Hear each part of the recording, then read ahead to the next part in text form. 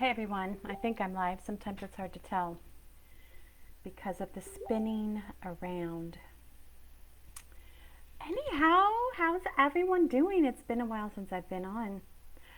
Um, I've been kind of in my metamorphosis frequency. That's what I call this live. I think I might have forgotten a letter. Spelt it wrong. But I'll fix it. Hey, it is Wednesday, August the 11th. It's around 11:45. Hey, if you stop by, say hello. So I was having a conversation with a friend who was talking about trying to decide,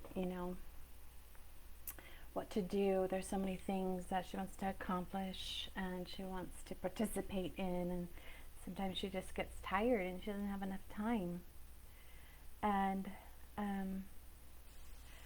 when I was listening to her talk about this, I could very much relate because there was a time in my life where I filled my life with so much doing and had to be like producing something all of the time. And part of the reason that I've been in this metamorphosis energy is because I'm recouping from the work that I've been doing. And it's not outer work, like, necessarily producing some material product or object, but it's been cleaning my internal house, my internal conditioning that is so well established, I guess. Hey, if you stop by, say hi. And so it's all part of our evolution and growth process. And this stillness, like it's okay to be in stillness. That's what happens to the caterpillar, right? Before it unveils its new existence as a butterfly.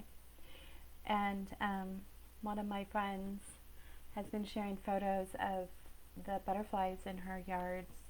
They're cocooning, and then when they come out of their chrysalis, and I was like, yeah, that's it. To look at the cocoon, you don't really see any movement or any action happening, but there's a deep internal process occurring in the life transformation of this caterpillar. And so I've been being very still, and sometimes, hey, sometimes because we have this intense cultural programming that we need to do, that determines our value or our worth, that we're important. Like the more we do, the more important we are. And this past 2 years, I've really gotten some freedom around that. Like this constant compulsion to do isn't necessarily making my life feel or more enjoyable, but it gives me a sense that, like, oh, I checked that off my list. Oh, I checked that off my list. I'm being very productive. But a lot of it, not all of it, but some of it has to do with this deep sense of inner lack, of not being enough. And that the more that I do, the more that I accomplish, the more that I can check off my list, the more I can prove my value or my worth as a human being. And to give all that up, to give up all that conditioning is, takes some inner reflection and some undoing and some unwinding and some relearning or some forgetting of what we've been taught about what makes our life enjoyable or what makes us worthy or valuable human beings.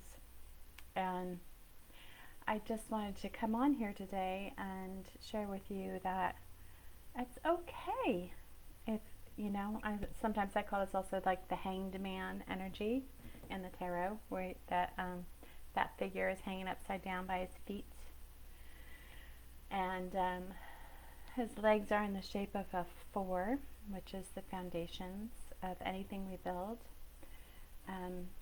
It's a process. It's not all action, right? The action is just the afterthought. The real creation happens internally in thought and the imagination. The inspiration comes through our imagination, and then we are able to give it words and form, and then eventually it manifests out in the world. Where a lot of us were trained that actually our world comes from the outside in, and that's just not true, right? It's the opposite. We create our world by what we focus on, how we use our energy. And there is a lot of gloom and doom out there if you look. But, the basic law of energy is what we focus on.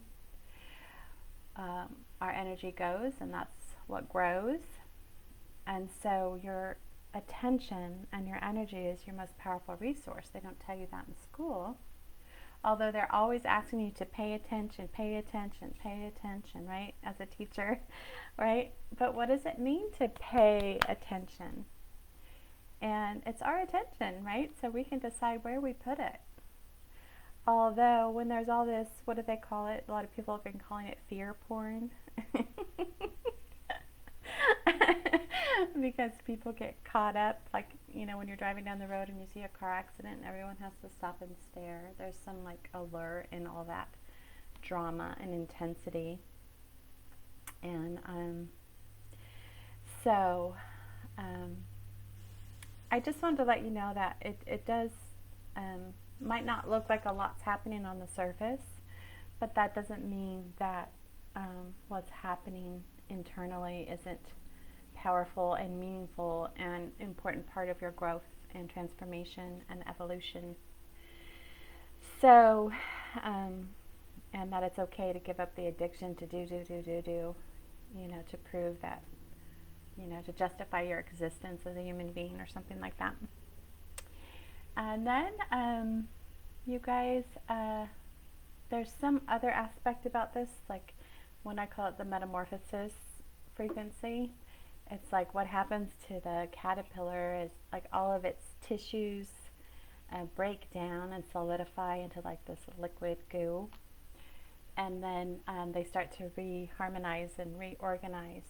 And it's like this intelligence that this caterpillar contains. Like it's its very nature, has the recipe of what its next formation and expression is going to be. And it's beautiful, right? When you see the butterfly come out of its chrysalis, who could have thought of that, right? And so there is like a process of where when you're doing this work, you can become kind of jelly-like, kind of liquefied, because all of the structures, the thought structures, the internal structures of reality that we've internalized, that we were imprinted with, begun to break down. And that can be a little scary for people, because they're like, what do I hold on to? Where do I put my stuff? Who's right, who's wrong, who's good, who's bad? And you begin to see that like maybe that's a really limited way of looking at the world, and that there's a whole nother perspective available when you let all of that go. A different ordering system, I should say. And the ordering system begins to shape our perspective and allows us to see things that we may have not been able to see before. So be patient with yourself, be patient with others. And I also wanted to let you know that I'm going to be doing a mastermind this month. I'm not sure on the date, It's going to be a 90-minute, and I'm going to be sharing some of the content that I shared in my Power of Self-Awareness, Finding Your Freedom. And I started this webpage, sorry, not this webpage, this Facebook page in 2016, I think. And at the time, I didn't realize exactly what I was doing or why. I mean, I had an idea, but as I've grown and evolved, I found that really Mind Heart Space is about freedom. You know, the freedom to be and inhabit the world without being pinched or pulled up or guilted or shamed into being a certain way based on other people's ideas, other people's perspectives,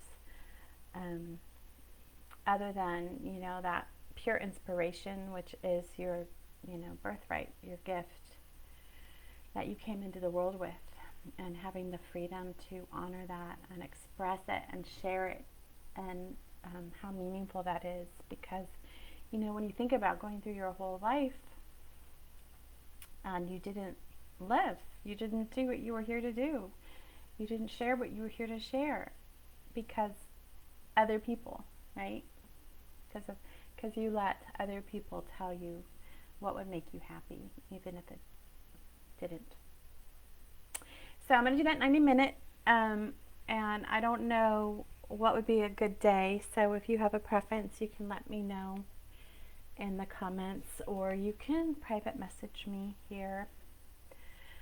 But I'm going to be sharing, a little bit of that content in 90 minutes. The power of self-awareness and what it means to find your freedom, and how our consciousness how we can learn to navigate our consciousness powerfully in a way that's freeing for ourselves and others, and looking at making the unconscious aspects of ourselves conscious, and how that happens, how we get built, how we get structured, and how we can begin to uncover our true alignment, our true soul signature, our personal vibration that we came to the planet with. And, you know, some people are like, what do you mean by that? You know, attune to your vibration. And it's just like, you know, when we're little, and we're in the world, and we're depending on the people around us for our safety and our care, we learn to attune to their energy because that's our survival mechanism. And when we do that, we lose really like essential parts of our own expression, because we're just trying to function in this you know, this world, this 3D zone. So that's kind of what I mean. And then when we're able to reattune to our own energy, then we can align with what's truly the expression of our own heart, and our own love and our own passion and our own desire of what we, each of us, the precious gift that we came to share. So let me know what you think. If you get a minute, if you stop by, say hi, leave an emoji. Let me know you were here. If you have a preference on time and days, let me know, because I want to have make it available to as many people as possible. So I hope you're having a fabulous Wednesday. Super hot in here today. in here, and also outside. In Portland, it's going to be 100 degrees today. So got the air on. All right, until next time, you guys, take care. Please remember what a valuable treasure you are, and bye for now.